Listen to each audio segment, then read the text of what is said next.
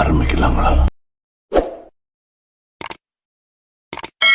நடிகை ஆண்ட்ரியா பிசாசுடு படத்தோட nude scene பத்தி ரீசன்ட் இன்டர்வியூ ஒன்னுல பேசியிருக்காங்க. அவங்க என்ன சொல்லிருக்காங்கன்னு இந்த வீடியோல பார்க்கலாம். இயக்குனர் மிஷ்கின் தேரச்சன்ல ஏற்கனவே ரிலீஸ் ஆகி ஹிட்டான பிசாசு படத்தோட செகண்ட் பார்ட்டுக்கு ஃபேன்ஸ் மத்தியில எதிர்பார்ப்பு இருக்கு. பிசாசுடு படத்துல நடிகை ஆண்ட்ரியா மட்டுமில்லாம நடிகர் விஜய் சேதுபதி அவங்களும் முக்கியமான ரோல்ல நடிச்சிருக்காரு. இந்த படத்தோட டீசர் சில மாசத்துக்கு முன்னாடி ரிலீஸ் ஆச்சு. ஆனா இன்னும் ரிலீஸ் டேட் எப்போ அப்படின்னு படக்குழு சொல்லல.